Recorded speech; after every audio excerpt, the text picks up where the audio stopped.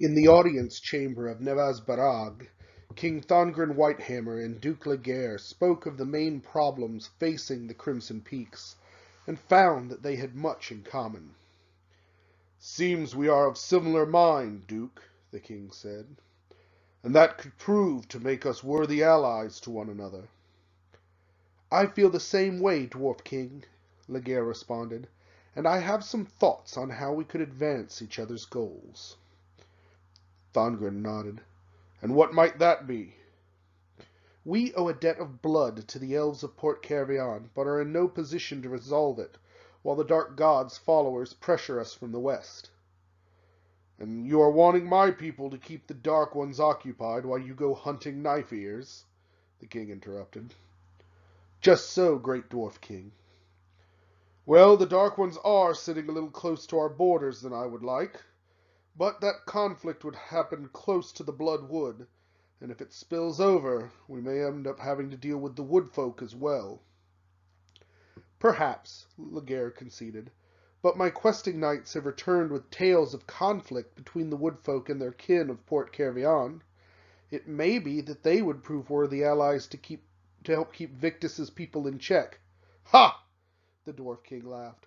"I'd give me beard to see the look on Victus's face if he hears that the Wood Folk join us to oppose him."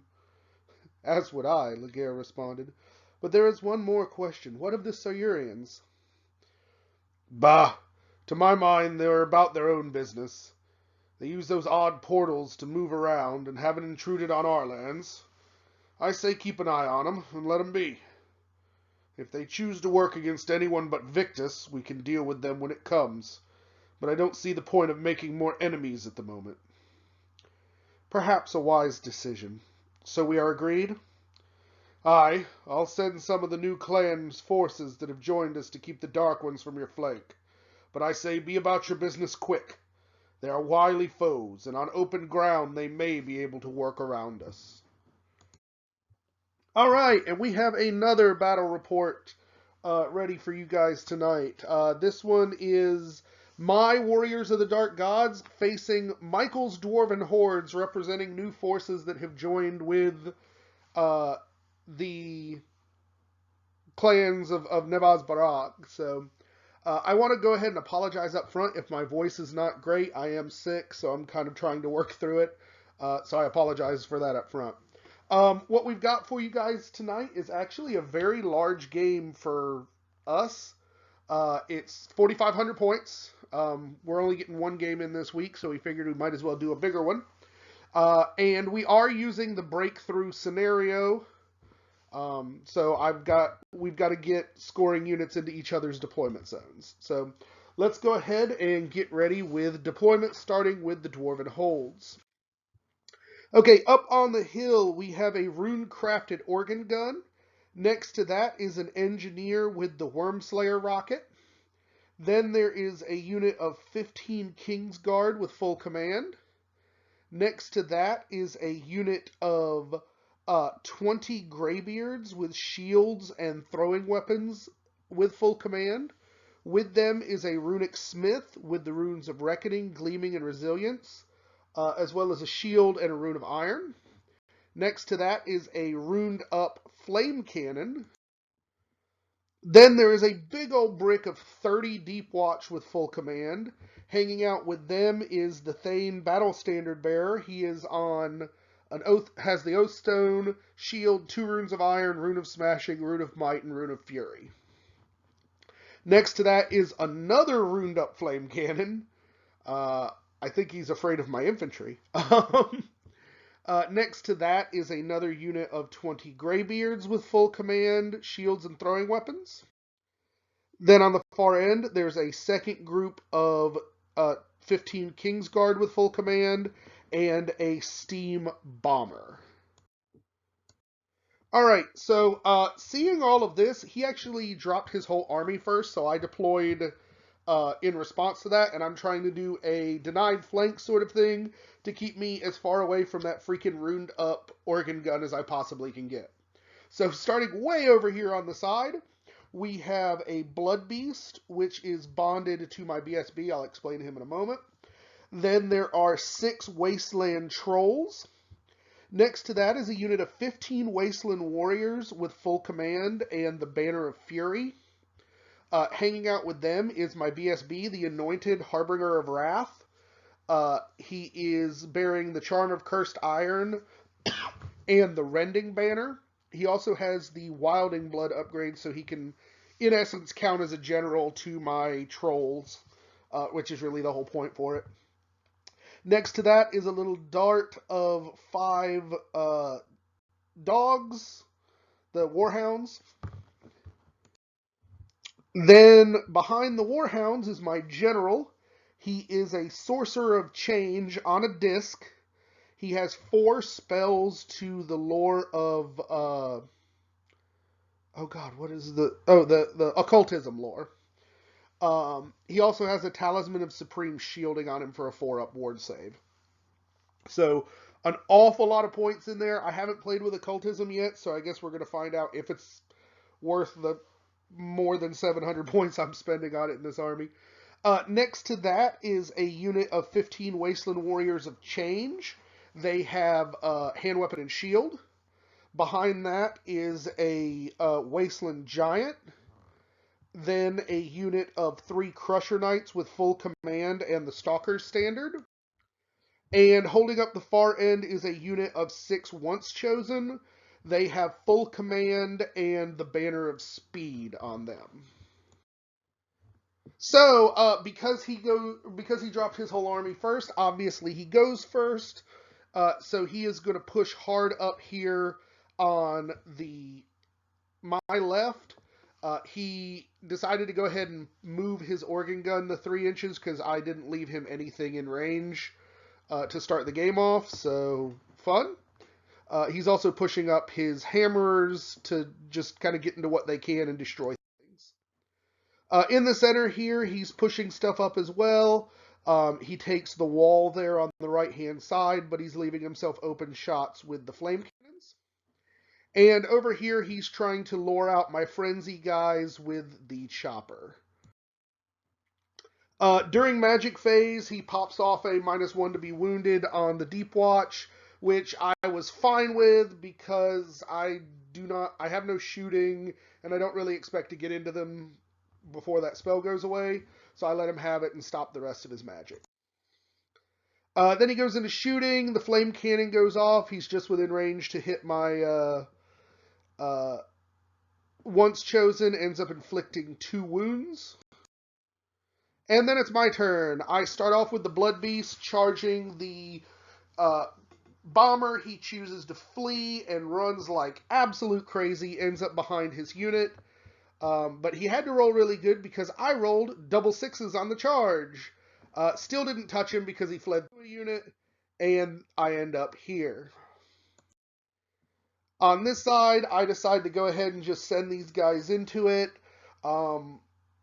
Just to see, I kind of want to hit those 2 units on the far left.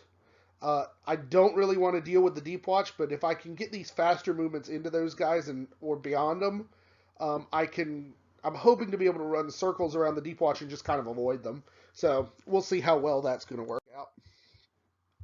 And then over here, everything kind of comes up. I'm a little worried at this point because some of my hammer units I just put too far to the right, but we'll just see how I can handle that. I wanted to bring up my general to stay near everybody and to be able to throw some spells around.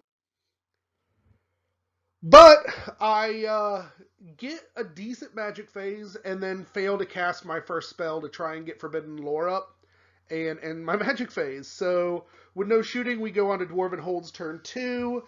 He tries a long bomb charge with the hammers into the Once Chosen, fails it, and ends up where you see. He rallies the bomber. He also rallies the... Oh, yeah, no, that's all these... Yeah, so he rallies the bomber. And then moves up here in the middle. Then we go into shooting. The flame cannon here opens up on the Once Chosen and peels the whole back rank off. But they have the mark of true chaos, so they get to re-roll panic checks, and that's what helps them stick because they failed the panic on the first roll. Then this flame cannon goes off at the Crusher Knights and inflicts a single wound. And then we go to Warriors of the Dark Gods turn 2. I charge the Hammerers with the Once Chosen, and he stands, and then I charge them with the giant, because I'd be able to kind of swing around and hit the corner.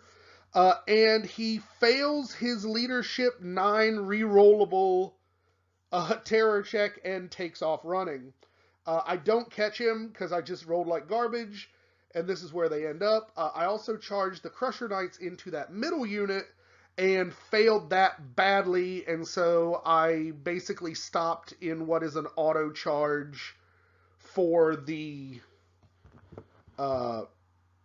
Deep Watch, which just, this left flank is annoying me. However, on this side, my charges go a little bit better. I end up hitting my Change Warriors and my Trolls into the Hammers here, with the Trolls getting in on the flank. So this can be nasty. I kind of reposition everybody here, and I move the dogs up so that those Greybeards, if he does manage to hold me by some miracle, the Greybeards aren't going to be able to get into the flank of my Warriors. The other thing I like about this is I'm thinking once I blow through these Hammers, if I overrun with the Warriors, I'm going to be able to catch the Copter. So that makes me super happy. And then we go to Magic, and I succeed in getting Forbidden Lore off. Yay! So now I can re-roll my spell attempts for occultism spells. And then I end up putting 2 wounds on the Trolls to get the Strength 6 version of the level 6 spell, but I roll very badly and only kill 4 of the Greybeards that are sitting there. Then we go into combat, and he does some wounds to me, but I kill like 10 of the Hammerers. They break. I think they auto break, or maybe he needed a 3, but either way, they break. I try to overrun. He runs like hell. I roll double 1s, so my Warriors don't even get into the Gyro Bomber, and I just turn the Trolls to kind of see where things are so that I could charge them next turn, because I didn't choose to pursue with them, which was probably a bad move. So we go to Dwarven Holds turn 3. He decides to go ahead and charge his Greybeards here into the dogs. I decided to stay because I'm a moron, and I didn't look at where his overrun would have taken. Over here, he gets his Deep Watch into the front of my Crusher Knights. He gets the other Greybeard unit into the front of my Once Chosen. It's not going well. Then he rallies the 5 remaining Hammerers here. He also rallied the other Hammerers on the other side too that fled from terror. He brings the Bomber over to drop them on the Warriors, fails to wound any of them. He then uses his Flame Cannon on my Change Warriors and peels off 3 with 1 shot, and he misfired with the other and took a wound. That's what it was. Then his Organ Gun goes off and puts 5 out of 6 wounds on my Giant. Oh, I can't buy some luck on this left flank. And then we go into combat, and this is when I realized how stupid I was to put the dogs where I put them, because he destroys them utterly, overruns and lands into the side of my Crusher Knights. Over here, the Greybeards, I didn't do hardly any damage. I think I killed 3 Greybeards. They kill the Once Chosen and overrun into the Giant. And then the Deep Watch and the Greybeards here just rock the Crusher Knights. Between the 2 units, they lose 3 Dwarves. And I think I actually survived. So I think I auto broke, and he ran me down. Because I can't roll pursuits, and he's rolling like nothing less than a 10 on pursuits. So he ran me down, and that's kind of where we're standing at that turn. So, Warriors of the Dark Gods turn 3. I decide to go ahead and get some charges on. My Change Warriors and the Blood Beast go into the front of those Hammer unit, try to pick up those points. And the Trolls, after they move, the Trolls charge into the Flame Cannon and make it there. I also move my Wizard here in the center so he can start doing some spell damage. And I reform... I might not even reform. I might have just moved them. But either way, the Wrath Warriors are facing in at this other group of Greybeards that reformed after last battle. And then I get off the signature spell from Occultism and do D6 Strength 4 hits in a 12-inch Universal, and I just start bombing the hell out of things. I end up doing really, really well and destroying the Flame Cannon that was in the back. And as you can see, I did some wounds. I peeled off like 4 of the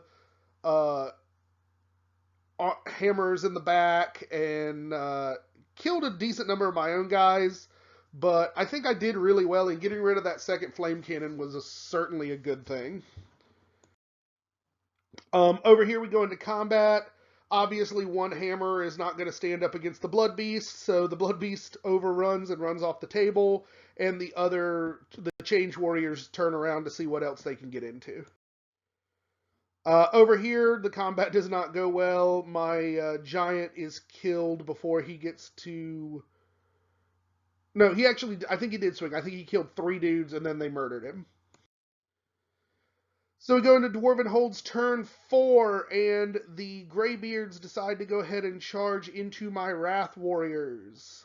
This is almost certainly a mistake on the Dwarf's part. I don't think he understands what he's getting himself into at this point.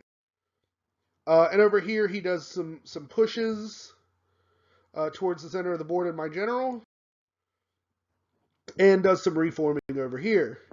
Oh, I didn't say it last time, but obviously the Trolls totally crushed the other Flame Cannon and reformed. So this is the first picture I saw of that. His bomber decides to fly over the 2 remaining Change Warriors and gets lucky and kills both of them. And then he runs his engineer up onto the hill behind the organ gun. Organ gun goes off, and I get lucky, and he only puts a single wound on my general. And my Wrath Warriors absolutely murder the Greybeard unit before they get to strike. So I turn a little bit so that I'm facing my front towards this big brick of Deep Watch that's coming at me. Warriors of the Dark God turn 4. I do no charges because there's nothing I really want to get into. I do restrain with the Wrath Warriors so they don't have to go into that giant brick. I move my general up here so maybe I can... So A, I can get out of the way of those hammers, and B, maybe I can pop off another one of those universal aura damage spells that would make me very happy. Everything else is just kind of staying where it is, except for the Blood Beast, which comes back on the board and moves up. I do get some damage off here, but it's 1 model on each of the units. You may notice that I have been not talking about the Dwarves' magic turn, because my opponent, he remembered he had magic in turn 1, and forgot about it in turn 2, 3, and 4. So he just forgot the phase, and didn't play it at all. So we go to turn 5. The hammers roll double 6s to long bomb charge the flank of my trolls, which is bad news. He decides at this point to start playing for the scenario, so he swift reforms the Greybeards and is going to head for my deployment zone. The bomber flies over here and kills a Wrath Warrior. And then he remembers magic and puts a -1 to be wounded on his Greybeards. The combat phase goes. I kill only a few. I think I kill 3 hammers. They do more wounds to me, killing another troll, and I break, but for once I actually escape, which is good because that puts my troll back in the range of being able to use the Wilding BSB's leadership, so I'm hoping to rally them. And on my turn, that's exactly what happens. I decide to go ahead and throw the Blood Beast down the throat of the dwarves, and I reform, or I rally the trolls, and they're okay, and I still decide not to go anywhere with the Wrath warriors because I needed them to be where they were to give the trolls leadership. And over here, I get a little greedy. I was trying to decide whether I should just get the hell out of Dodge. I have been pretty lucky with him not shooting me with the organ gun, so I decide to put my character here in the middle of everything so I can try and pop off another one of those aura spells. And then I roll 2 dice for my magic phase and fail to cast it. Not good. So we go into combat, and the Blood Beast just absolutely stomps a mud hole in the hammerers. He does take 3 wounds, so he didn't come out completely unscathed, but yeah, he finishes them off and runs them down. Or he might actually have killed them to a man and just had to overrun because he's frenzied. So we go to Dwarven Holds turn 6. My opponent figures he's got 1 unit of scoring dudes in his deployment zone, so he can feel free to bring these Deep Watch out and try and take out the other one. He doesn't realize that trolls score, so I do have a chance to at least contest him and stop him from getting those points. But I have to deal with this first. He moves his guys up into my deployment zone, and he's actually worried that I'm going to charge the trolls into the flank of his Deep Watch, which I don't really want to because they won't do enough to make it matter. I'm hoping to contest the other thing instead, so I'm not all that worried there. And then during his shooting phase, he gets lucky, or I guess luck evens out because I wasn't rolling great ward saves this time, and he takes down my general with his organ gun, and that nets him a cool 900 points. 705 for the character, and then 200 more because he's my general. So that's where things got really, really ugly. And over here, there's damage done on both sides, but he ends up winning it. I break, and my guys run off, but he doesn't catch me. And then we go to turn 6. My trolls sidestep down within range of the deployment zone, so I'm contesting that. And I do rally my warriors, so I'm not giving him any points for that. And that is pretty much it, because I had nothing else to do. Forward! Push him back! The Dwarven king yelled. His Deep Watch readied for another charge into the frenzied men. But the order was called off as the roaring sound of the organ gun emptied its ammunition into the warrior's general. Dwarves! To me! The smith sounded, his clansmen having broken through the line. The warriors took the opportunity to quit the field, seeing the insanity in continuing such a battle. As they fled, the runic smith and the thane stood together on the hilltop, enjoying a rather interesting conversation about their victory. Though the thanes knew how those who followed the dark gods would react to this thrashing, they also knew that their people would need aid for the coming war. And so he decided that he would send further word to his distant cousins in the other Nevaz and try and garner support. Alright, so came down to points. The scenario didn't matter because we were contesting. Nobody got it. And after points, the dwarves won a pretty solid victory. It was a 13-7. This was a really good game, though. We both enjoyed it. There was a lot of back and forth. I think we felt like we both were contributing. I actually kind of like occultism as a lore. It's very interesting. I definitely like that universal spell that just like pops on everybody. That's pretty cool. Um, though it does run the risk of doing a lot of damage to me. I also think that maybe occultism would be better if I was using a spellcaster who was in a unit. I might play with different spellcaster builds, like which of the lores I like better, and see what happens. But it was a lot of fun. I love having the Blood Beast on the board. He was pretty solid. The fact that he took out that group of hammerers was cool. I really did push my luck though with the excuse me, with the general, like leaving him in that area, and that really cost me because we would have been, if he hadn't have taken my general, I believe it would have been a tie. Um, but there's so many points in those spellcaster generals that it really is swingy if he could take it out. Um, I also think what I probably should have done is put a little bit more on the left side so that I could kind of hit and try and get back to the organ gun. I should have kind of risked it. But that thing scares me, quite frankly.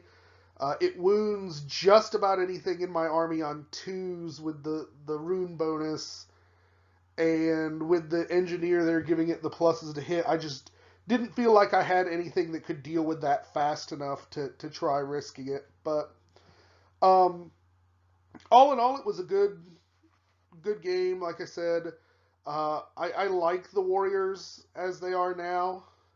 I'll be honest, I'm very nervous. I've been following kind of the talk and the few leaks that have come out on the forums. I'm really nervous about how they're going to get changed up. Particularly for me, they talk about core not having marks anymore when most of my mark stuff that I use is core because I don't really use chosen and some of the other stuff. So I'm worried that a lot of my flavor in this particular army build is going to go away. So I'm just kind of trying to enjoy them as I can right now. But all in all, I think my opponent did very well. He was, after playing so much of the High Elves lately, he certainly wanted to get into the Dwarves again. So it was kind of fun to let him play an offshoot of the the White Hammers. So uh, he probably would have done a little bit better than he did if he had not forgotten his magic for 3 turns of the game. Uh, but what you gonna do? I don't know that he had spells that really would have made it matter much. I do say a 30-man block of those freaking Deep Watch is ridiculous. They're very hard to get through. I'm glad that I managed to, for the most part, avoid them. I mean, yeah, they took down the Crushers, but they could have done a lot more had they gotten into more of the meat of my army, given how easily they handled uh, the blender that is my Wrath Warriors. So I should count myself fortunate there. But uh, as I said, this is the only game we got to play this week, so this will be the only video of this week. I hope you guys enjoyed it. As always, leave comments down below if you have any questions or any suggestions, and we will catch you on the next time. Bye.